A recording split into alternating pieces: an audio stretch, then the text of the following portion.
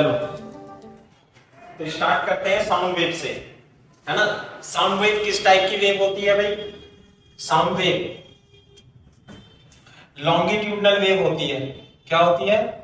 Longitudinal longitudinal wave, है ना। और कंप्रेशन और रेयरफ्रैक्शन की फॉर्म में चलती है। किसकी फॉर्म में? घर से लिख देते हैं, कंप्रेशन एंड रेयरफ्रैक्शन, कंप्रेशन और रेयरफ्रैक्शन। और इसकी जो स्पीड होती है, स्पीड डिपेंड्स अपॉन मीडियम। पहले ही बताया था मैंने मीडियम, जो साउंड वेव होती है, साउंड वेव की जो स्पीड है मीडियम पे डिपेंड करती है। मीडियम का मतलब elasticity and inertia, in properties पे डिपेंड करते हैं, इलास्टिसिटी पर और इनर्शिया पे डिपेंड करते हैं, है ना। कैसे? देखो ध्यान से, जैसे मान लिया स्पीकर है, ये रहा, तो इस स्पीकर से compression rarefaction, compression rarefaction, compression rarefaction की फॉर्म में साउंड वेव चलती है।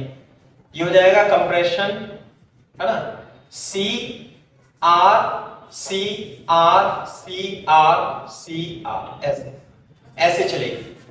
क्लियर है? के बाद मैंने आपको बता दिया था क्या कि जो इसमें पार्टिकल्स है, जैसे ये है पार्टिकल्स, पार्टिकल इसमें क्या करते हैं? Along the, this is the direction of propagation, direction of propagation of sound wave, this is the direction of propagation, and particle जो है, जैसे ये वाला पार्टिकल है, it will oscillate about its mean position along the direction of particle, along the direction of wave, है ना। particles oscillates about their mean position, in the direction of propagation। Clear है? के बाद C for compression, R for rarefaction. जहां compression होता है वहां पर डेंसिटी ज्यादा होती है, डेंसिटी ऑफ मीडियम हाई होती है, साथ में प्रेशर भी हाई होता है, हाई प्रेशर हाई डेंसिटी। जहां रेयरफैक्शन होता है, R for rarefaction, density of medium low होगी और प्रेशर भी क्या होगा? लो होगा। प्रेशर भी लो और डेंसिटी भी लो। क्लियर है क्या बात?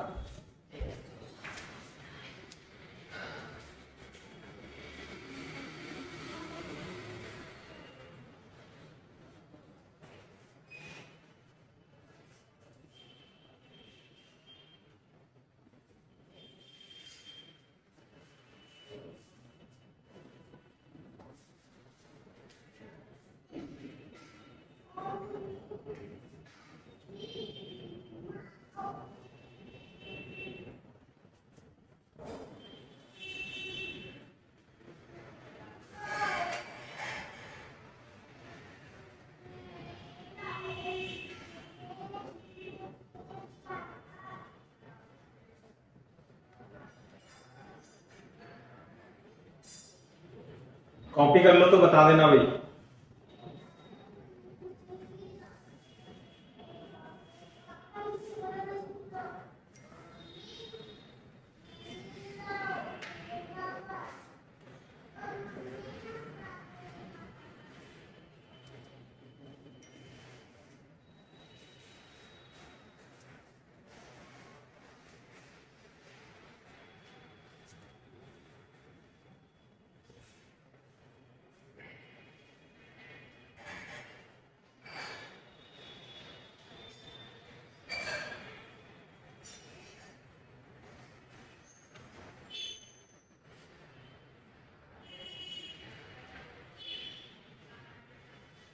गया सर।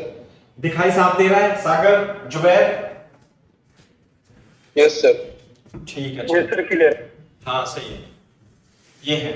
ठीक है भाई, तो साउंड वेव होती है। साउंड वेव मीडियम में कंप्रेशन और रेयर फैक्शन की फॉर्म में चलती है, और इसमें particle along the direction of propagation oscillate करते हैं। ऑसिलेट किस प्रकार से करते हैं? वो सिंपल हार्मोनिक मोशन करते रहते हैं, है ना, इस तरीके से है।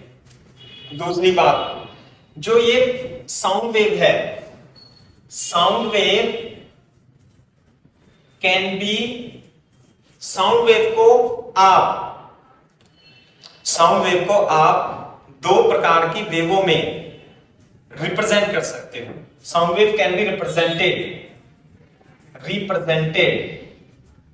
इन टू वेज। पहला डिस्प्लेसमेंट वेव, दूसरा प्रेशर वेव की फॉर्म में।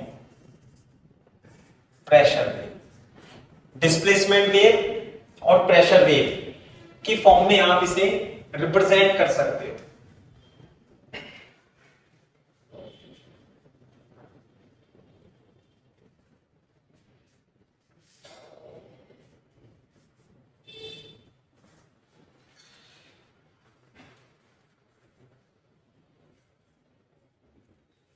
देखो, डिस्प्लेसमेंट वेव की फॉर्म में कैसे?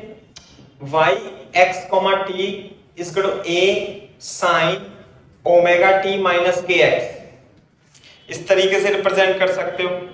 और प्रेशर वेव को delta p is equal to p not cos omega t minus kx, इस तरीके से रिप्रेजेंट कर सकते हो, है ना। ये तो डिस्प्लेसमेंट की फॉर्म में, ये प्रेशर की फॉर्म में। अब ध्यान से देने की बात है, ये साइन है, कॉस है, दोनों में जो फेज डिफरेंस होता है, फेज डिफरेंस ऑफ π/2 का, डिस्प्लेसमेंट वेव और प्रेशर वेव में फेज डिफरेंस होता है π/2 का, फेज डिफरेंस होता है। Sound wave can be represented in displacement wave as well as pressure wave. बाकी सारी क्वांटिटी वैसे ही है ना। ए क्या होगा? एम्पलीट्यूड होगा, और ये पी नॉट क्या होगा? अच्छा, डिस्प्लेसमेंट एम्पलीट्यूड, ऐसे लिख लो, डिस्प्लेसमेंट एम्पलीट्यूड, ये होगा प्रेशर एम्पलीट्यूड, है ना।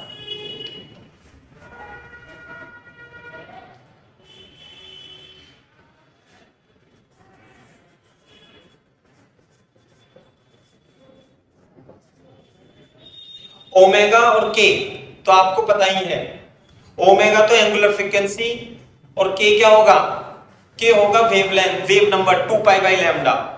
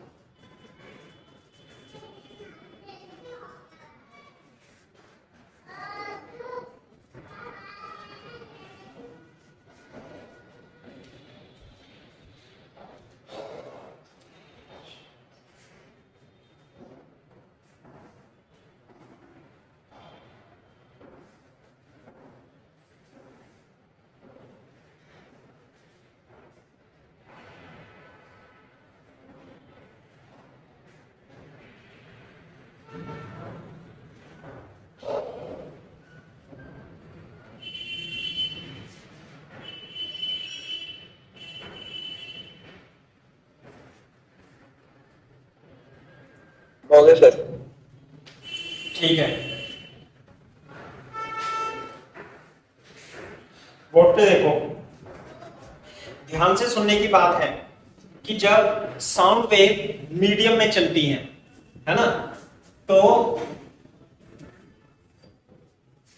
उस मीडियम का प्रेशर जो होता है वो चेंज होता रहता है। सही है, बोर्ड पे देखो, जैसे ध्यान से समझना, हो सकता है शीट में ना हो लेकिन मैं आपको पढ़ा रहा हूं और ध्यान से समझना, दिमाग में बैठा लेना कि जैसे मान लेते हैं ये हमारे पास स्पीकर है, ये रहा, ये हमारे पास स्पीकर है। क्या है ये? स्पीकर। जब कोई साउंड नहीं है, सागर, जुबैर, तो यहां पर जो प्रेशर होगा इतने एरिया में, प्रेशर क्या होगा? सेम होगा, ऐसे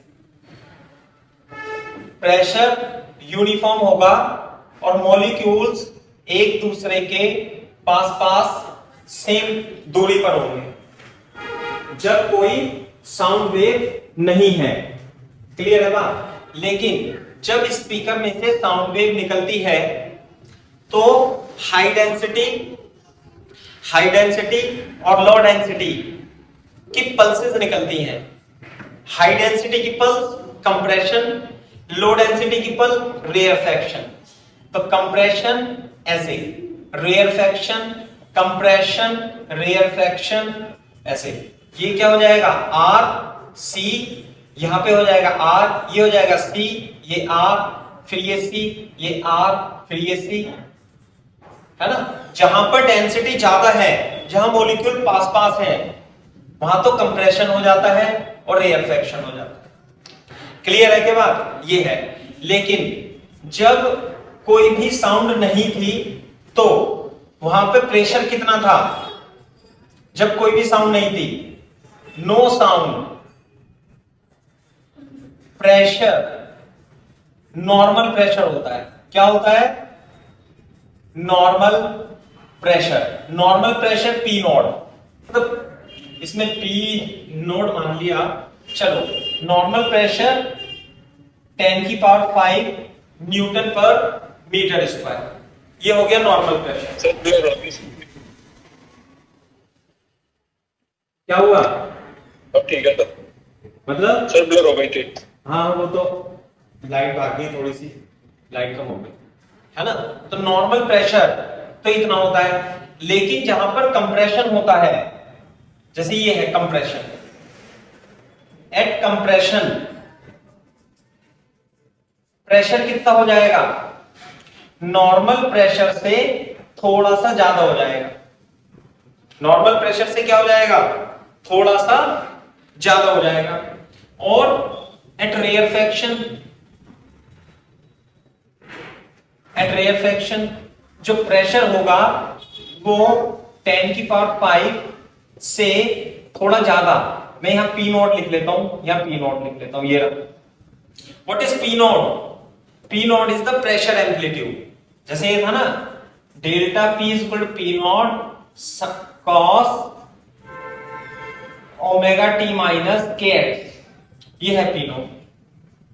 ठीक है, तो प्रेशर थोड़ा सा ज्यादा बढ़ जाता है और थोड़ा सा कम कहां पर? रेयरफैक्शन में हो जाता है।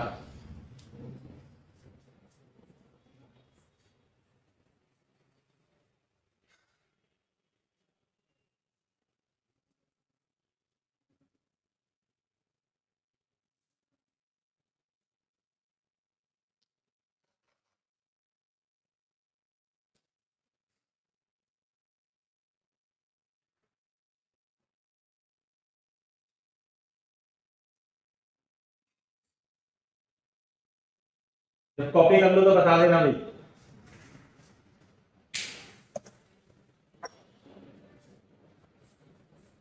हो गए sir.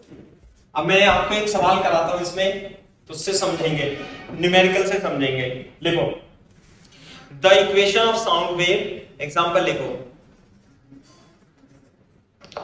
The equation of sound wave,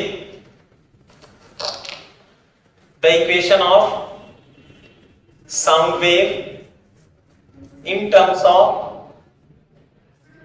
pressure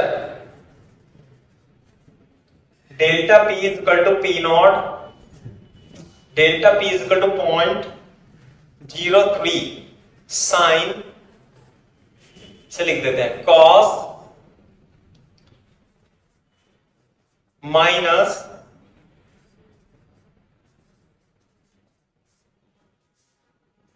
all are in SI units. Find first frequency, wavelength,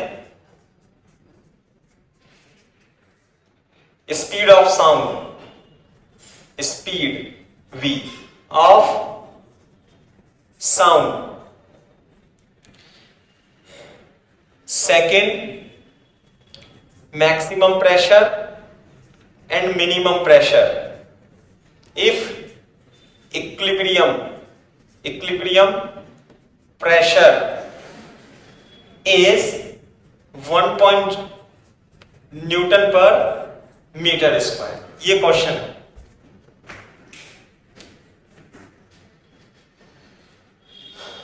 clear दिखाई दे रहा है क्या बच्चों? Yes sir. चलो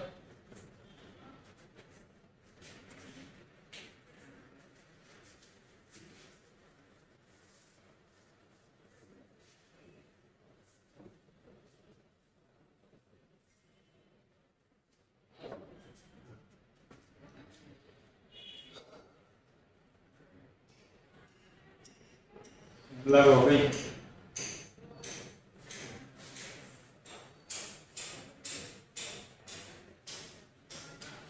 वैसे लाइट चली गई। देखो इसकी तुलना कर लेंगे delta P is equal to P not cos omega T minus K X से। तो पी नॉट इसे क्या बोलते हैं? Pressure amplitude. This is called pressure amplitude. कितना होगा प्रेशर एम्पलीट्यूड? ये रहा 0.03 Newton per metre square. Omega कितना होगा बेटा? ओमेगा वो है ना delta P equal to 0.03 cos 6000 T minus 9x newton per metre square.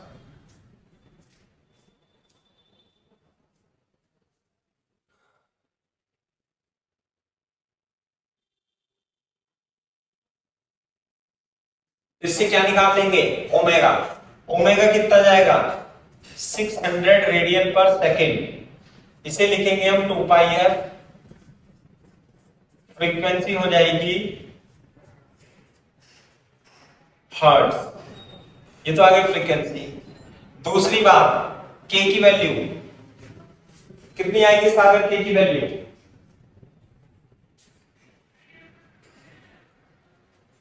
Hello Sagar. Sir के दे रखा है 9। मेरे को यूनिट ये बता सकता है के की कितनी आएगी? क्या सर? यूनिट के की unit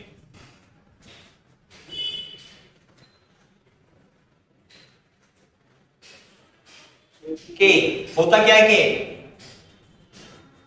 sir metre inverse. Metre inverse. और इसे वेव नंबर बोलते हैं और वेव कांस्टेंट भी बोलते हैं। इसे क्या बोलते हैं? Wave constant. तो के को लिख लेंगे 2 पाई बाई लैम्डा। तो लैम्डा जाएगा 2 पाई बाई 9 मीटर। तो हमारे पास फ्रीक्वेंसी और वेवलेंथ तो आ गई। स्पीड ऑफ वेव कैसे निकालें? v equal to F into lambda से। फ्रीक्वेंसी कितनी है? 2 पाई बाई 9। तो कितना हो जाएगा?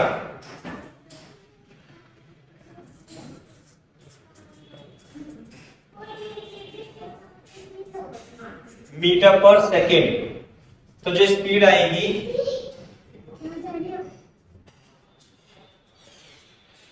This is the speed of sound. ये स्पीड ऑफ साउंड हो जाती है।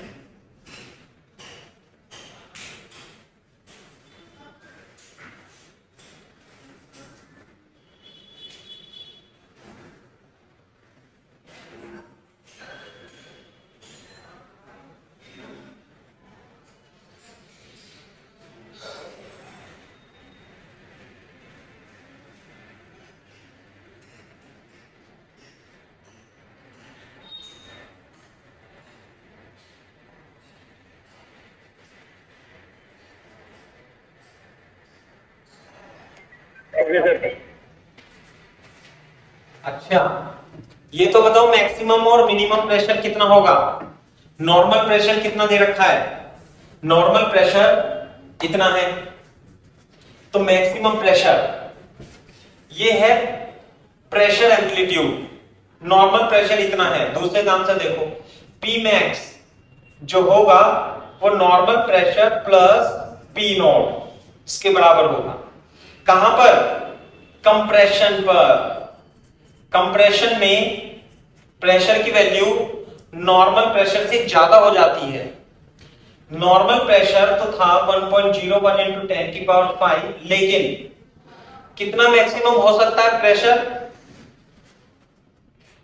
Newton per metre square. Minimum pressure जो होगा P minus P not is equal to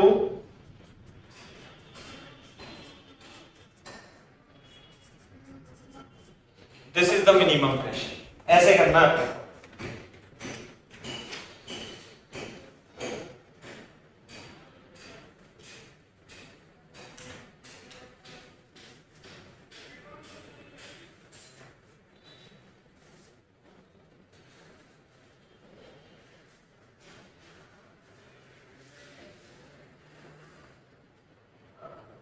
okay sir.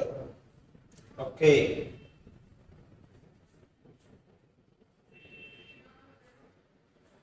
Speed के क्वेश्चन दे रखे हैं डायरेक्ट।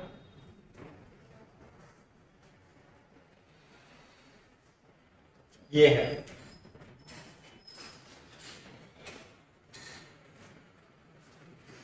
एक और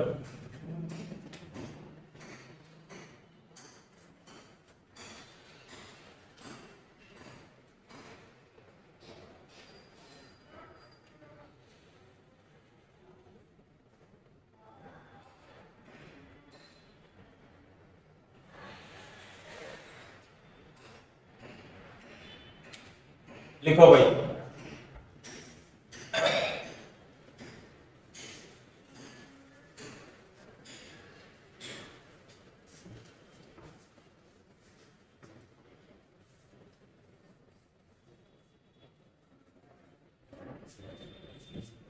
लिखो, speed of sound,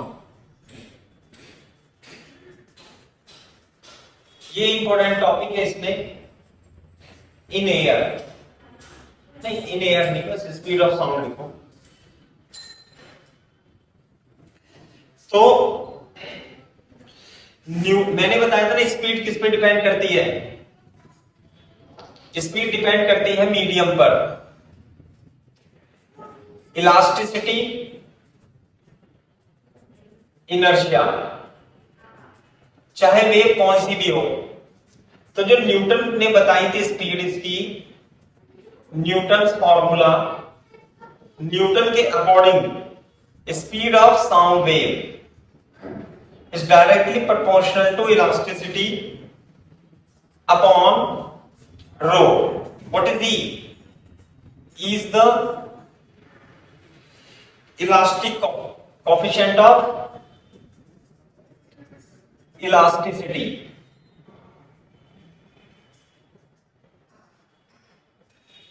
of medium. What is rho?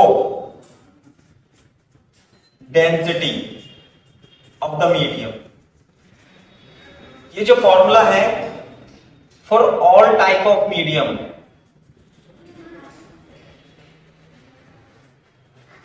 For all type of medium. Medium कौन कौन से हो सकते हैं, कौन कौन से मीडियम हो सकते हैं भाई? सॉलिड, लिक्विड एंड गैसेस, ये हो सकते हैं solid, liquid and gases. Copy करो।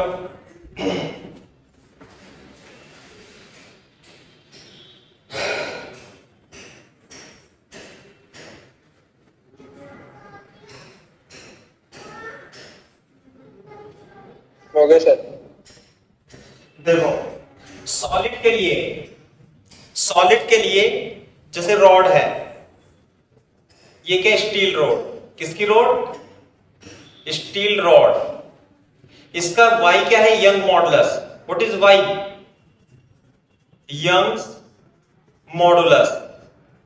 यदि इसका यंग मॉडुलस है तो कोफिशिएंट ऑफ इलास्टिसिटी रोड के लिए क्या हो जाएगी, यंग मॉडुलस। तो स्पीड जो हो जाएगी वो हो जाएगी young modulus divided by density. Clear है बात? अच्छा, फॉर लिक्विड, यदि हम लिक्विड की बात करें, लिक्विड का मतलब जैसे वाटर, तो इसमें बल्क मॉडुलस दिया होता है, B for bulk modulus. Bulk modulus यहां पे कोफिशिएंट ऑफ इलास्टिसिटी रोड के लिए यंग मॉडुलस होगी और वाटर के लिए, लिक्विड के लिए इलास्टिसिटी कोफिशिएंट क्या हो जाएगा, बल्क मॉडुलस।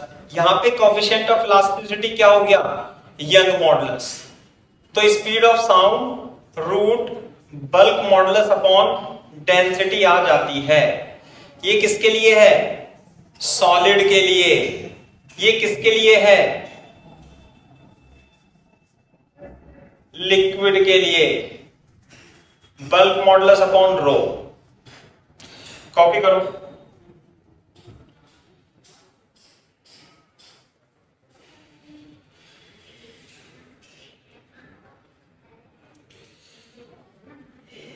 Okay sir. लेकिन जो गैसेस के लिए है स्पीड, गैसेस के लिए जो स्पीड है वो न्यूटन ने जो बताया था, अकॉर्डिंग टू न्यूटन वो बताया था, सर ब्लर हो रही स्क्रीन। ब्लर हो रही है क्या अभी? सही है सर। अरे कभी कभी तो हो ही जाती है, एक आध 10-20 सेकंड के लिए। जो स्पीड होती है गैस की, speed of sound in gases वो होती है P अपॉन कितनी बताई थी, P अपॉन रो, है ना। बोर्ड पे देखो, ये गैसेस है, क्या है ये, गैसेस। गैसेस के लिए जो कोफिशिएंट ऑफ इलास्टिसिटी होगा वो प्रेशर हो जाएगा, है ना, प्रेशर। तो गैसेस में जो स्पीड होगी वो P अपॉन रो होगी। किसके अकॉर्डिंग, न्यूटन के अनुसार, न्यूटन के अनुसार।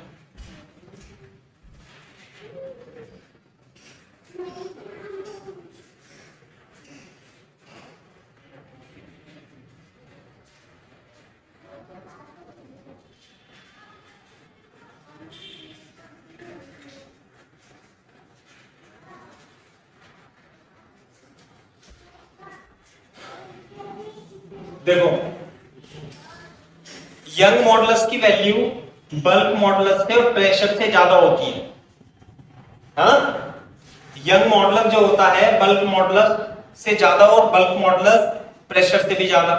तो वेलोसिटी इन सॉलिड जो होगी वो लिक्विड से भी ज्यादा होगी और वो गैस में स्पीड से भी ज्यादा होगी, ये ध्यान रखना है। जो साउंड की स्पीड होती है वो सबसे ज्यादा किसमें होगी बेटा, सॉलिड में। क्यों? क्योंकि यंग मॉडुलस की वैल्यू बल्क मॉडुलस से ज्यादा होती है और प्रेशर से भी ज्यादा होती है।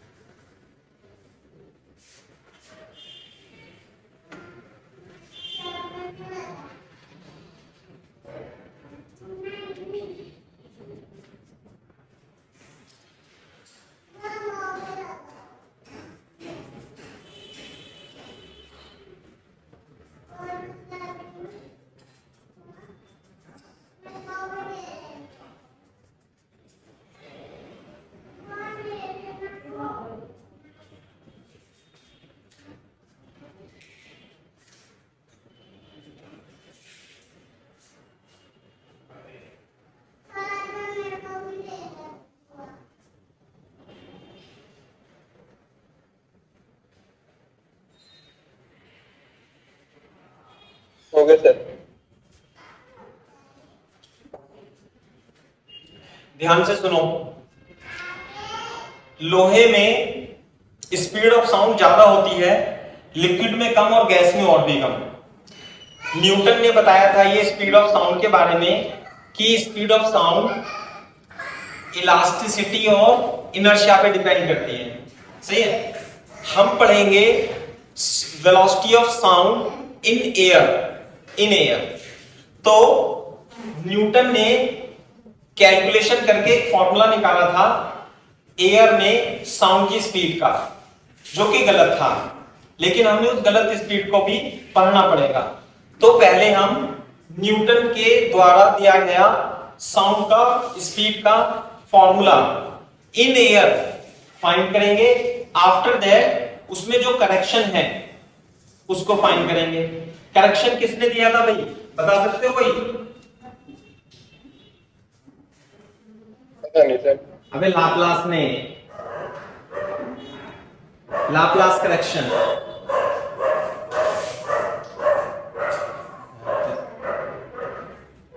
लाप्लास करेक्शन, ठीक है। तो पहले देखो Newton's formula for speed of sound in air. देखो अकॉर्डिंग टू न्यूटन, लिख लो according to Newton, when sound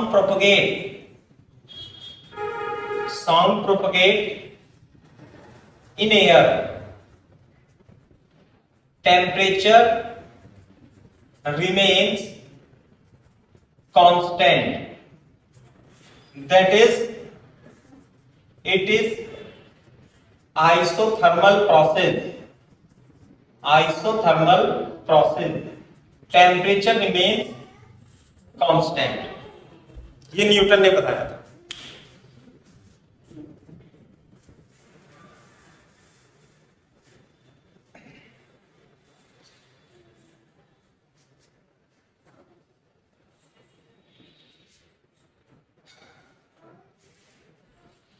जब साउंड एयर में प्रोपगेट होती है तो टेम्परेचर कांस्टेंट रहता है और ये आइसोथर्मल प्रोसेस है। सही है। दैट इज यदि हम एयर में बात करें तो P V equal to nRT, temperature constant, R constant, N constant, ये कांस्टेंट हो जाएगा। P V equal to constant. अब यदि मैं इसका डिफरेंशिएशन करूं तो बोर्ड पे देखो फर्स्ट और सेकंड मान के, first as it is differentiation of second and second as it is differentiation of first, और कांस्टेंट का डिफरेंशिएशन 0। तो बोर्ड पे देखो P dV is equal to minus V dV। Clear है क्या बात?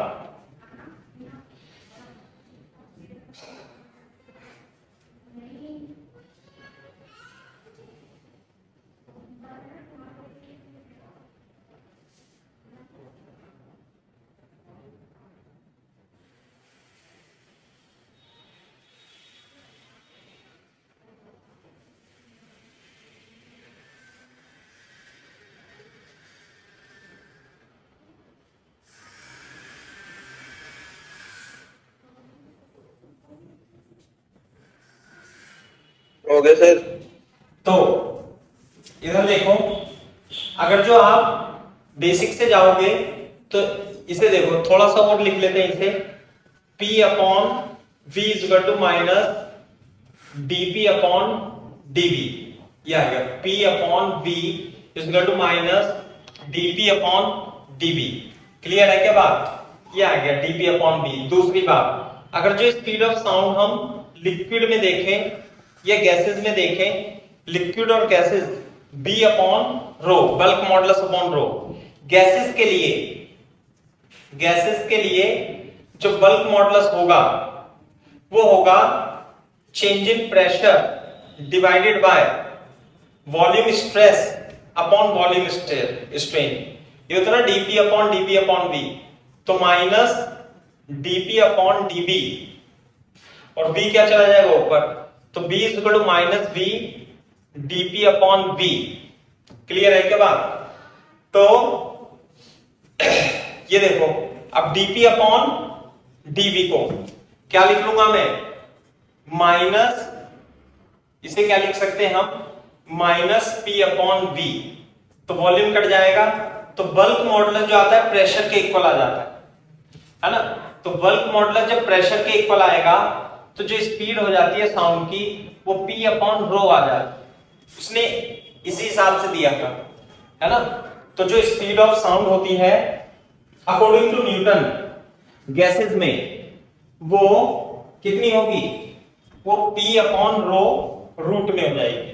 अब बोर्ड पे देखो, eight normal pressure at STP, नहीं नॉर्मल प्रेशर लिख लो, एट नॉर्मल प्रेशर, ये STP पे लिखो, एट STP प्रेशर कितना होता है?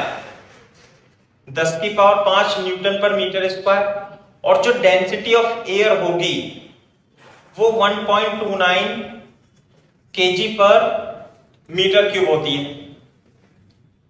डेंसिटी। जब आप इसकी वैल्यू रखोगे speed of sound in air 1.01 into 10 की पावर 5 अपॉन 1.29, जब आप इसे कैलकुलेट करोगे तो आते हैं 280 मीटर पर सेकेंड।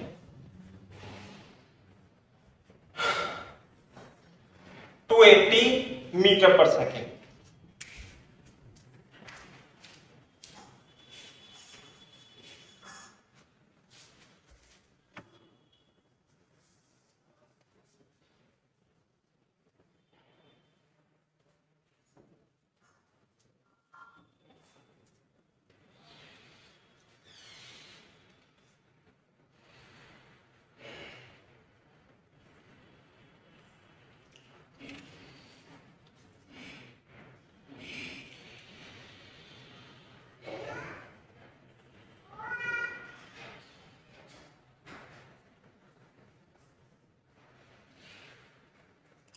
कितनी स्पीड आती है भाई साउंड की एयर में? 280, हाँ 280 मीटर पर सेकेंड। लेकिन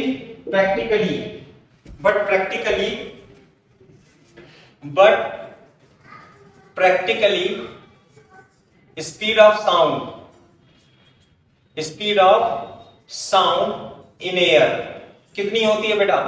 332 मीटर पर सेकेंड। जबकि न्यूटन ने कितनी बताई? 280। न्यूटन ने कैसे बताया? न्यूटन ने बताया कि जब साउंड प्रोपोगेट होती है तो टेम्परेचर कांस्टेंट रहता है, आइसोथर्मल प्रोसेस होती है। तो बल्क मॉडुलस अपॉन रो में b की वैल्यू क्या डाल दी? p डाल दी, और प्रेशर ऑफ एयर और एयर की डेंसिटी उसने रखी, और वैल्यू कितनी है? 280। लेकिन थी कितनी एक्चुअल में? 332। इसका मतलब there was need some correction in the Newton's formula,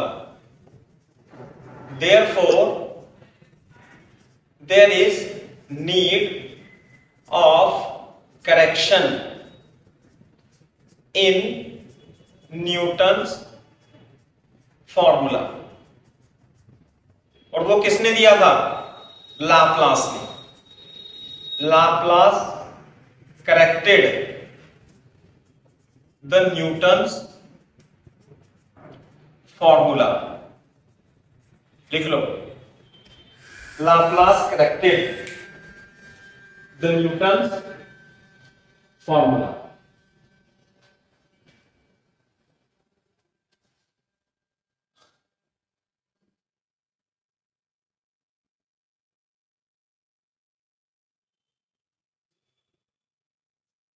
जिसे हम बोलते हैं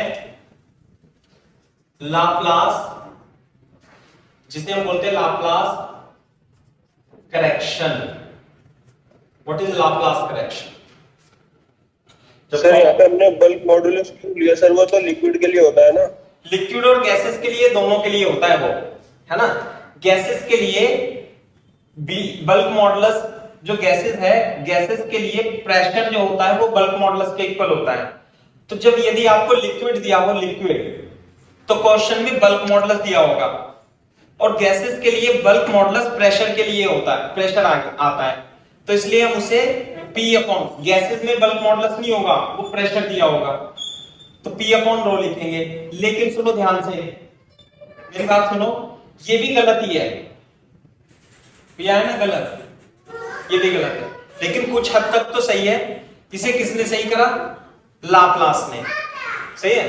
तो बल्क मॉडुलस लिक्विड और गैसेस के लिए, दोनों के लिए सही होता है, लेकिन गैसेस के लिए बल्क मॉडुलस की वैल्यू प्रेशर के इक्वल होती है, इसलिए हम रूट पी अपॉन रो लिख सकते हैं। जबकि सॉलिड के लिए जो इलास्टिसिटी है, इलास्टिसिटी वो यंग मॉडुलस के लिए हो इक्वल होगी। इलास्टिसिटी लिक्विड और गैसेस के लिए बल्क मॉडुलस के बराबर होती है, और गैसेस के लिए बल्क मॉडुलस जो आएगा वो प्रेशर के इक्वल ही आता है, सही है। हाँ,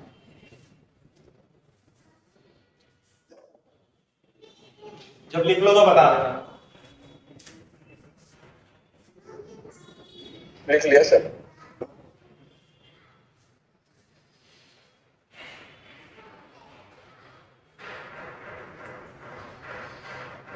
इधर लिखता हूं थोड़ा सा, लिखो यहां पे Laplace correction.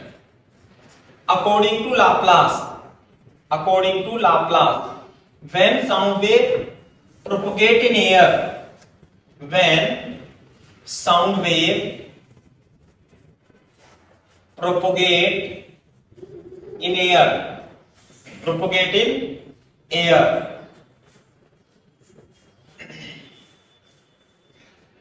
no heat exchange, no heat exchange between compression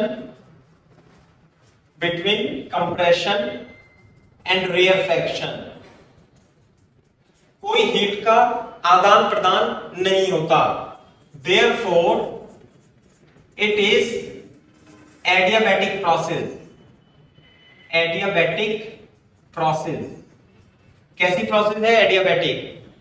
इसलिए एडियाबैटिक प्रोसेस के लिए पीवी की पावर गामा क्या होगा? कांस्टेंट होता है। आगे बात समझ में? वास्तव में ये जब साउंड वेव प्रोपगेट होती है तो एडियाबैटिक प्रोसेस होती है, आइसोथर्मल नहीं, जैसा कि न्यूटन ने बताया।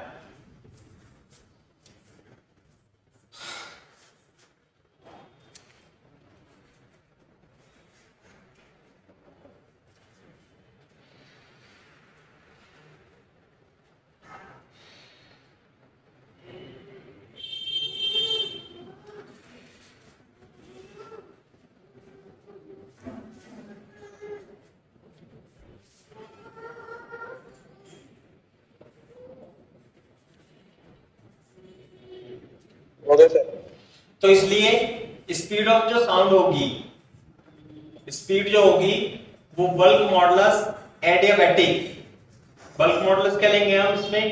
Adiabatic upon density. तो बल्क मॉडुलस क्या होता है? बोर्ड पे देखो, पीवी की पावर गामा के लिए, कांस्टेंट के लिए, इसे फर्स्ट मानेंगे, इसे सेकंड, वी गामा, वी की power gamma minus 1 into D V plus v की पावर गामा इंटू dp, और कांस्टेंट के डिफरेंशिएशन 0।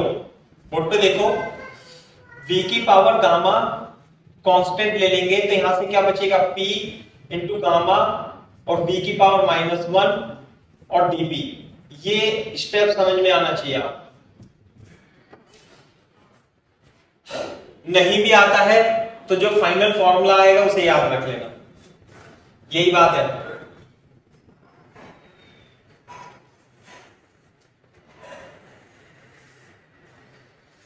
इधर जाके 0 बन जाएगा ये, देखो गामा p और 1/v plus dp is equal to 0, और dv भी तो रह गया यहां।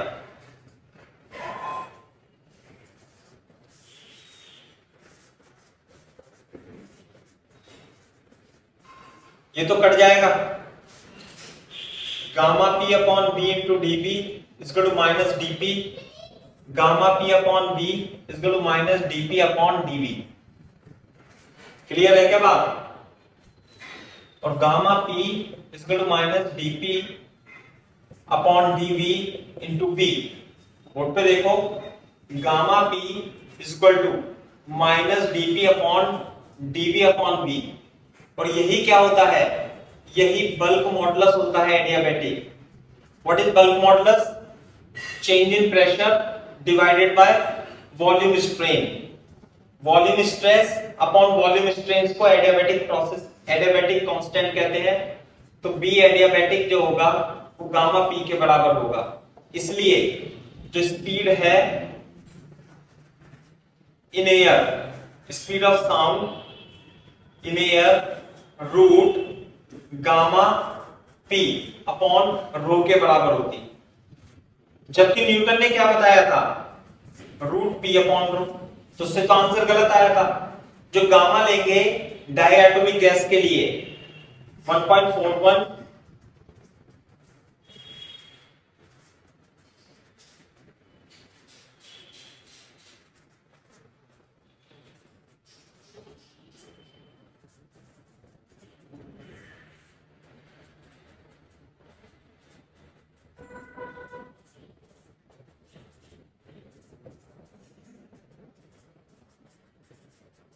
जब आप सॉल्व करोगे तो 332 मीटर पर सेकेंड आ जाता है।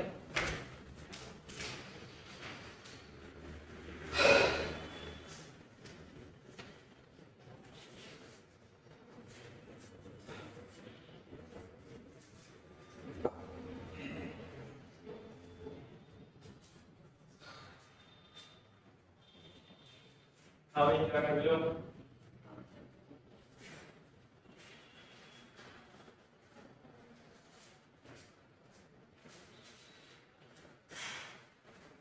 Okay sir. हाँ भाई, अब देखो, तुम्हें अगर ये समझ में नहीं भी आया हो जुबैर, तो तुम्हें ये याद रखना है कि न्यूटन ने कहा था, क्या कहा था? कि न्यूटन ने कहा था जब एयर चलती है, एयर में साउंड चलती है तो वो आइसोथर्मल प्रोसेस होती है।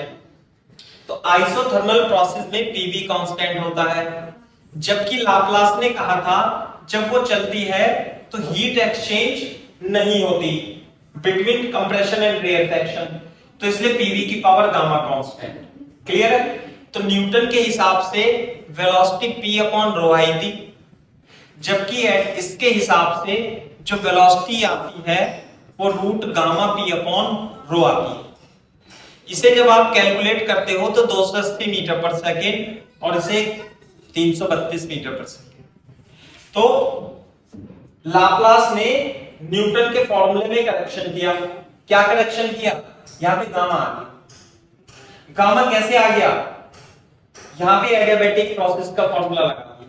और उसने क्या लगाया था? इसने प्रीवियस आइसोथर्मल प्रोसेस, ये करेक्शन किया। तो स्पीड 332 आ गई, जबकि यहां 280 थी। तो this is called the Laplace correction. Clear है बात? ये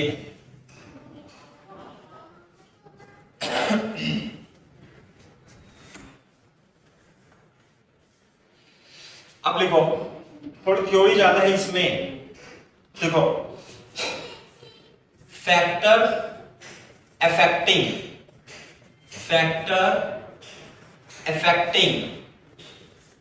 speed of sound, speed of sound को कौन कौन से फैक्टर अफेक्ट करते हैं?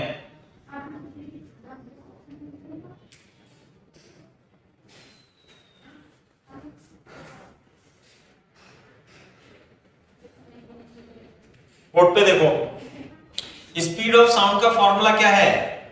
गामा पी अपॉन रो। सही है? Speed of sound in air, air का मतलब होता है गैस। कौन कौन सी गैस? एयर तो मिक्सचर है, किस किस का? नाइट्रोजन, हाइड्रोजन, ऑक्सीजन, ऐसे। सही है? तो गैस के लिए पीवी इक्वल टू एनआरटी, है ना? मैंने बताया था एन क्या होगा? PV equal to nRT. N क्या होता है? ग्राम में भार बटे अणुभार, n number of mole. Gas का mass divided by M nought, और m को क्या लिख लेंगे v into rho RT upon M nought, volume से वॉल्यूम कट जाएगा तो p equal to rho RT upon M nought, और p अपॉन रो को हम लिख सकते हैं RT upon M nought. Clear है क्या बात? ये हमने गैसेस थ्योरी में भी बता दिया था आपको, p अपॉन रो। तो स्पीड ऑफ साउंड का दूसरा फॉर्मूला p अपॉन रो की जगह RT अपॉन एम नॉट आ जाएगा। ये तो है ही सही, gamma RT upon M not.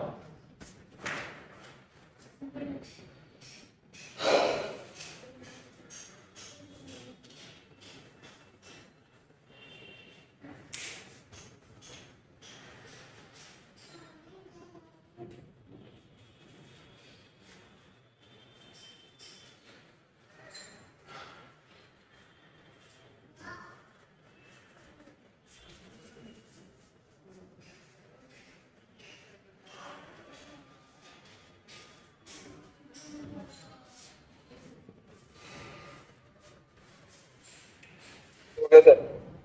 सबसे पहला फैक्टर जो होगा इसे अफेक्ट करने वाला होगा, पहला लिखो effect of temperature. Effect of temperature का प्रभाव बताओ। यदि टेम्परेचर बढ़ा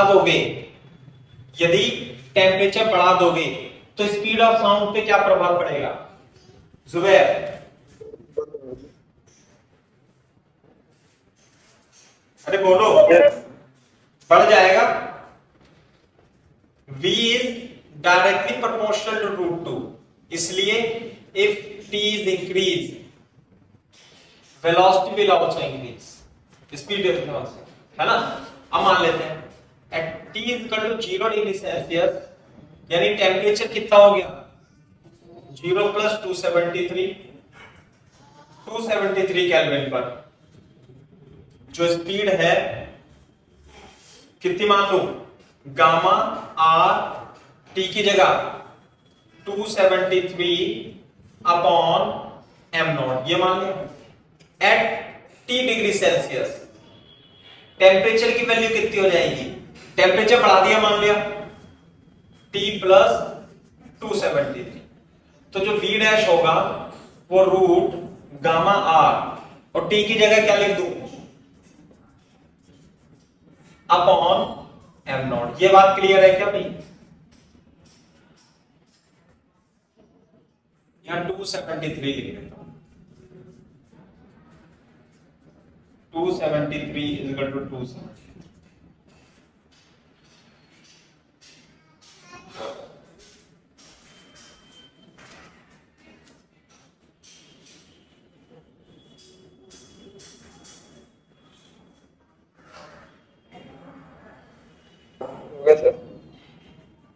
देखो यानी कि यदि आप टेम्परेचर बढ़ाओगे टी, जीरो पे तो इतनी थी, जीरो पे तो 332 आती है, ये 332 मीटर पर सेकंड बताया था ना, 332 मीटर पर सेकंड आती है।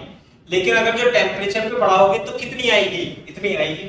देखो यदि मैं इसे 2 और इसे 1 मान लूं, इसे छोड़ो यहां पे, इसे 1 मान लूं और 2 डिवाइडेड बाय 1 करो, 2 डिवाइडेड बाय 1 तो क्या आएगा, यहां लिख देता हूं v डैश अपॉन v कितना आएगा भाई, root T plus 273 upon root 273, बाकी gamma R upon M not, gamma R upon M not cut जाएगा। अरे बात क्लियर है क्या? तो v dash upon v root T upon 273 upon 273, तो v dash equal to v root t upon 273 plus 1, v dash is equal to v 1 plus t upon 273, यानी v dash is equal to v 1 plus t upon 273 की power 1/2।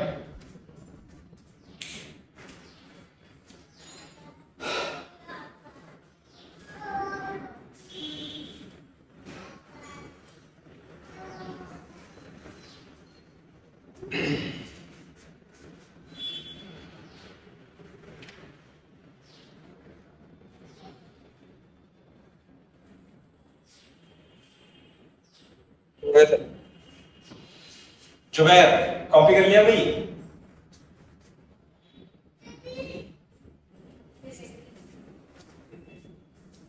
हाँ भाई Zubair. Sir हाँ देखो मैं यहां पे कर देता हूं इसे।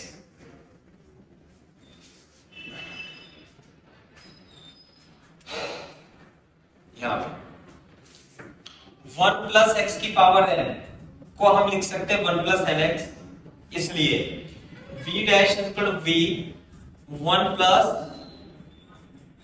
t अपॉन 273 की पावर 1/2। तो ऐसे हो जाएगा ना 1 प्लस एक्स की पावर n, x क्या हो जाएगा यहाँ पे t अपॉन 273 और n क्या हो जाएगा 1/2। क्लियर है? तो v डैश को हम लिखेंगे 1 प्लस nx, ऐसे लिख देंगे। और 200 सॉरी कितना आ जाएगा ये 546 इतना आ जाएगा।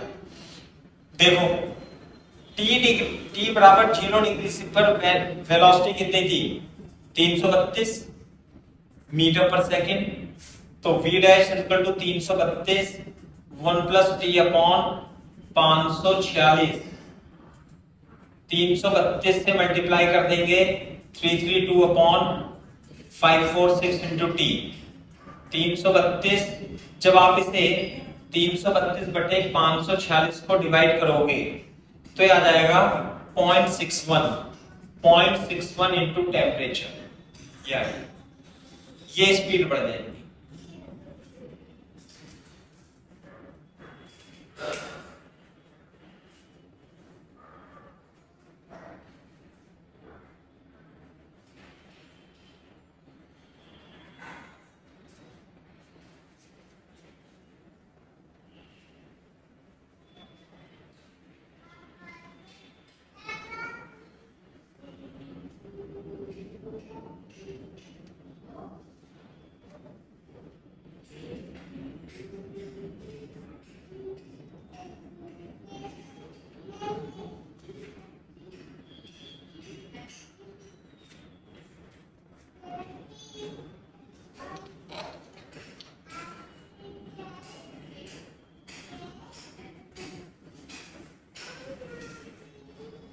हो गया सर। देखो ध्यान से, इसका मतलब ये है कि जो वेलोसिटी है टेम्परेचर के फंक्शन में वो कितनी आएगी 332 प्लस 0.61 इंटू टी, यानी कि t बराबर 0 डिग्री सेल्सियस पर वेलोसिटी कितनी आ जाएगी 332 मीटर पर सेकंड। अगर जो मैं 1 डिग्री सेल्सियस यानी टेम्परेचर बढ़ा दिया डेल्टा टी कितना है 1 degree Celsius, delta T T is 1 degree Celsius. 1 degree Celsius बढ़ा दिया तो स्पीड कितनी हो जाएगी बढ़ जाएगी। कितनी बढ़ जाएगी भाई सागर, कितनी बढ़ जाएगी भाई 0.61। तो आंसर आएगा 332 प्लस 0.61 मीटर पर सेकेंड। ये आ गया 1 डिग्री पर 1 पर। इसका मतलब it means on increasing temperature by 1 degree Celsius, speed will increase by 0.61 metre पर सेकेंड। 0.61 मीटर पर सेकेंड स्पीड बढ़ जाती है 1 डिग्री सेल्सियस बढ़ाने पर। याद रखना ये फॉर्मूला।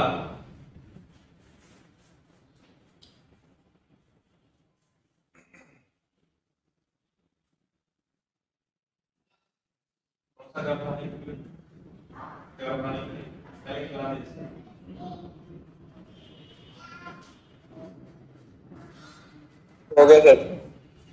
हाँ भाई समझ में आई बात। तो ये पहला इफेक्ट था किसका इफेक्ट था सागर, बताओ जुबैर? टेम्परेचर। टेम्परेचर का क्या प्रभाव पड़ता है speed of sound? Speed of sound पर टेम्परेचर का क्या प्रभाव पड़ेगा?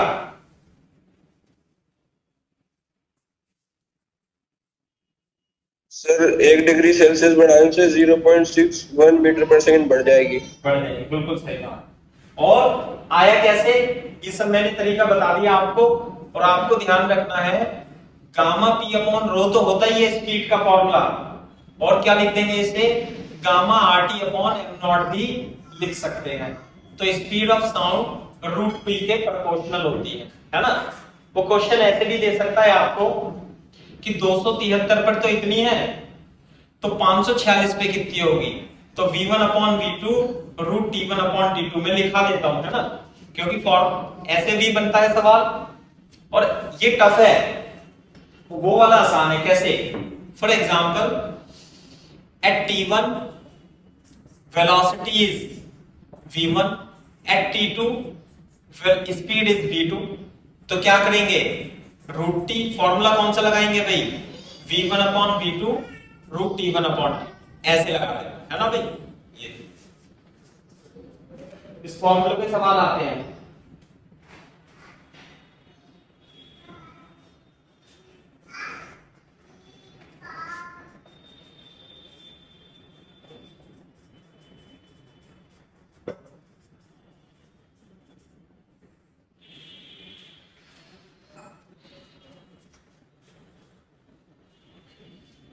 सर आंसर तो दोनों फॉर्मूले से सेम ही आएगा। नहीं, वो 1-2 डिग्री सेल्सियस बढ़ाने पर यूज करते हैं हम। 1 प्लस एक्स की पावर n तब लगाते हैं nx जब x क्या हो, बहुत छोटा हो, बहुत छोटा हो। यानी 273 पे तो पता है आपको 332, 273 केल्विन, मतलब 0 डिग्री सेल्सियस पे तो 332 है। अब 1 डिग्री पे बताओ कितनी होगी, या मान लिया 0.5 डिग्री पे क्या होगी, ऐसे तब लगाएंगे। ये क्या लगाते हैं, लार्ज चेंज के लिए, लार्ज चेंज के लिए, है ना। कैसे कि 0 डिग्री सेल्सियस पे तो 332 है, और 273 डिग्री सेल्सियस पे बताओ कितनी होगी, बता सकते हो?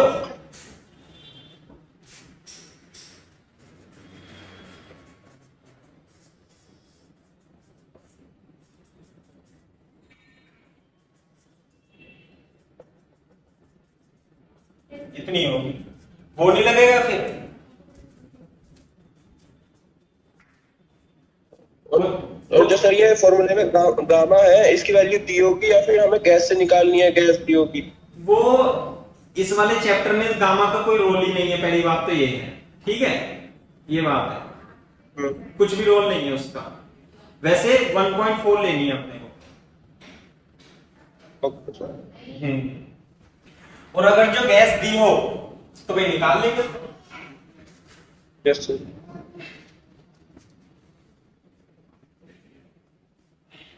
इफेक्ट ऑफ प्रेशर, ये है इंपॉर्टेंट। इसमें सब बच्चे गलती करते हैं शुरू में, जब तक मैं नहीं बताऊंगा। देखो स्पीड ऑफ साउंड का फॉर्मूला बताओ भाई,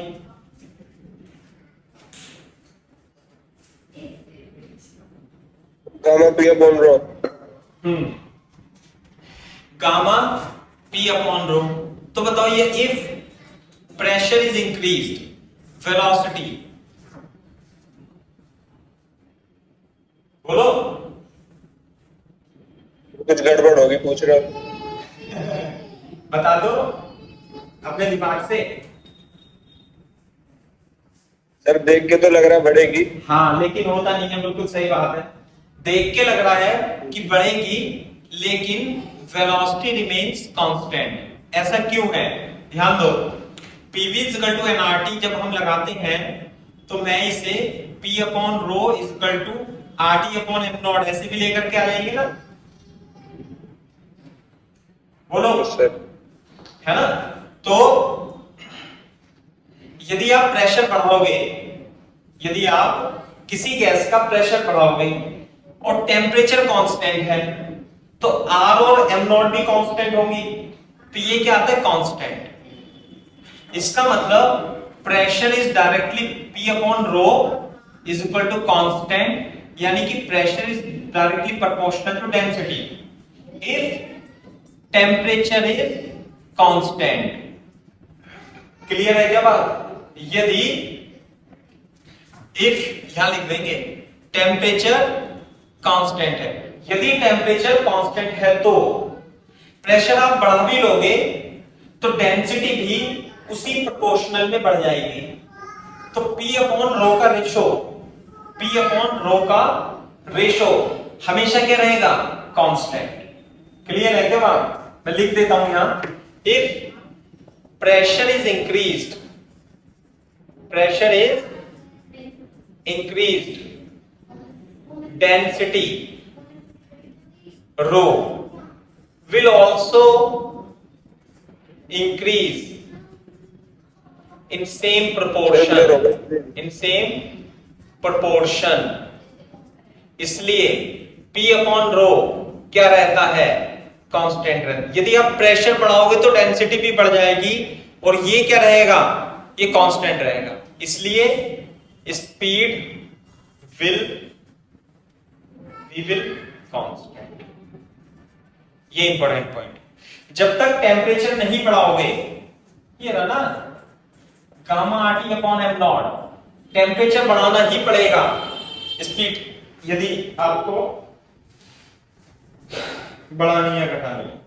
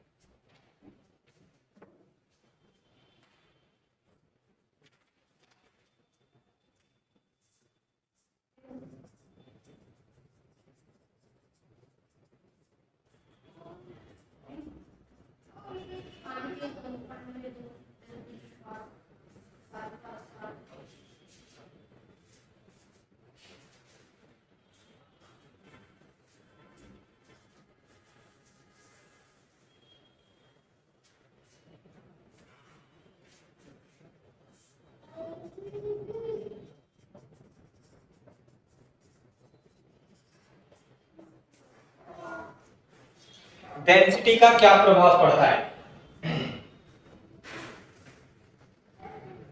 डेंसिटी का क्या प्रभाव पड़ता है, ये देखना है अपने को। डेंसिटी का क्या प्रभाव पड़ेगा, डेंसिटी का, हाँ भाई क्या प्रभाव पड़ेगा डेंसिटी का, बताओ। एट कांस्टेंट प्रेशर, यदि प्रेशर कांस्टेंट है, बताओ भाई, है ना, स्पीड कितनी होगी, root gamma P upon rho. तो देखो इधर प्रेशर कांस्टेंट है और डेंसिटी बढ़ा रहे हैं, तो speed is proportional to 1 upon rho. Clear है बात पे? तो इसमें V is directly proportional to 1 upon rho, V1 upon V2 is equal to rho 2 upon rho 1। ये प्रभाव पड़ेगा। If density is increased, speed will decrease, और if density is decreased, speed will increase। इस प्रकार से इसका इफेक्ट होगा।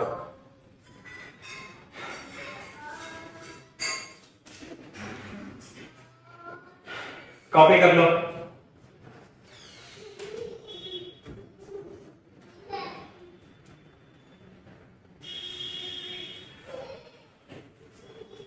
करो भाई तेजी से कॉपी, है ना।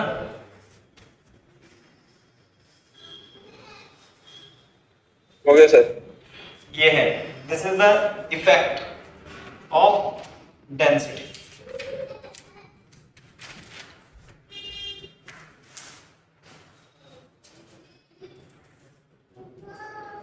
देखो 4 इफेक्ट ऑफ ह्यूमिडिटी, ह्यूमिडिटी का क्या प्रभाव पड़ेगा, इफेक्ट ऑफ ह्यूमिडिटी, ह्यूमिडिटी का क्या इफेक्ट पड़ेगा। If humidity is increased, humidity कब इंक्रीज होती है भाई, ह्यूमिडिटी इंक्रीज होगी जब बारिश पड़ती है, बारिश में ह्यूमिडिटी क्या होती है, इंक्रीज हो जाती है। Then density of air will decrease, density will decrease, ये बात है। यदि ह्यूमिडिटी बढ़ाओगे तो डेंसिटी भी घट जाती है ना, डेंसिटी घटेगी, डेंसिटी घटेगी तो स्पीड क्या होगी, स्पीड, डेंसिटी डिक्रीज, इसलिए वेलोसिटी विल इंक्रीज। यानी कि जब बारिश होती है, बारिश में स्पीड ऑफ साउंड बढ़ जाती है, बढ़ जाती है। क्यों? क्योंकि बारिश में डेंसिटी, ह्यूमिडिटी बढ़ जाएगी, डेंसिटी कम हो जाएगी, डेंसिटी कम हो जाएगी तो स्पीड बढ़ जाएगी।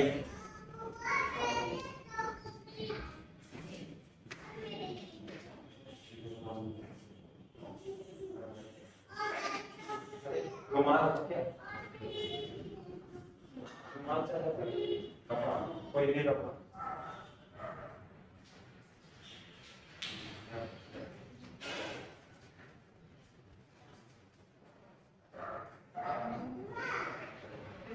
रहने दे।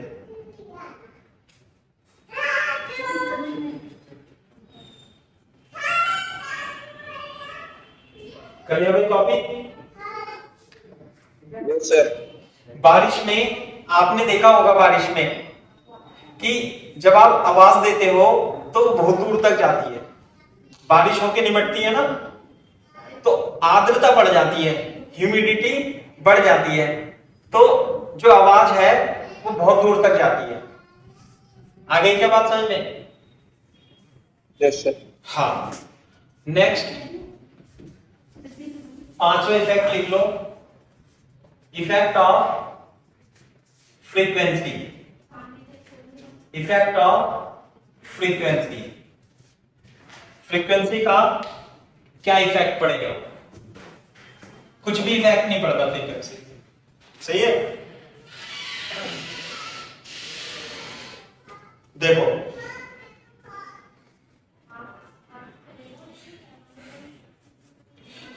बोर्ड पे देखो, अगर जो ये स्पीकर है, ये स्पीकर है और इससे साउंड निकल रही है ऐसे, तो इसकी जो फ्रीक्वेंसी होगी, जो फ्रीक्वेंसी है, frequency is the characteristics of speaker, F is characteristics of source of sound, source of sound, ये सोर्स ऑफ साउंड का कैरेक्टरिस्टिक्स है। जबकि ये जो स्पीड होती है, स्पीड ये किस पे डिपेंड करती है, मीडियम पे। भाई जैसा साउंड सोर्स बढ़ाओगे वैसी फ्रीक्वेंसी निकलेगी, लेकिन speed v in air depends upon medium, इसलिए फ्रीक्वेंसी है no effect on speed of sound.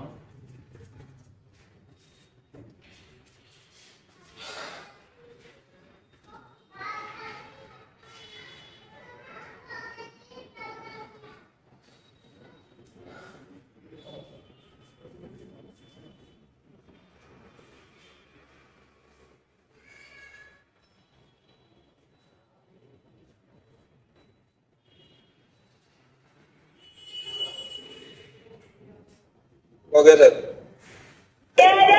हो गया। सही है। ये है। एक लास्ट और इफेक्ट रह गया है ना, इफेक्ट ऑफ विंड।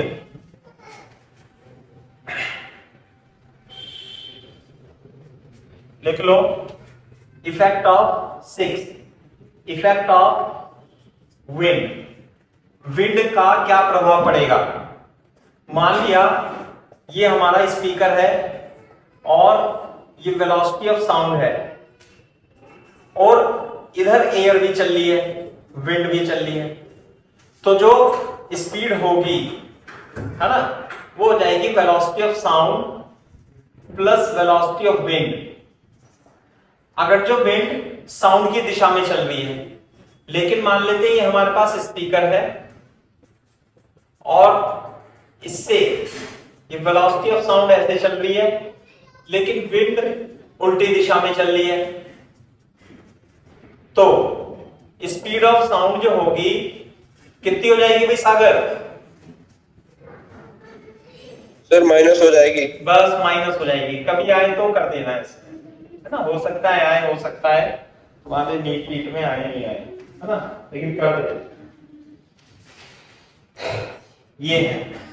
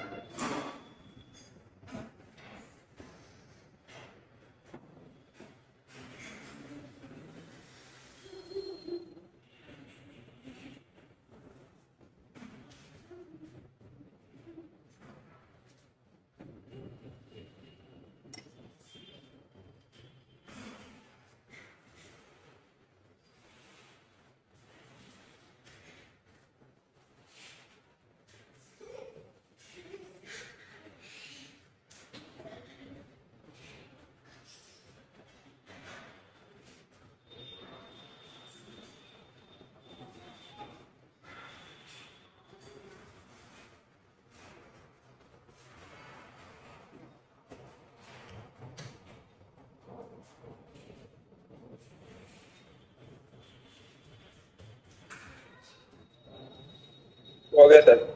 ठीक है। अब क्या करोगे आप, अब थ्योरी पढ़ोगे क्लास शीट से, थ्योरी पढ़ोगे प्लस एग्जाम्पल भी करने की कोशिश करोगे, है ना।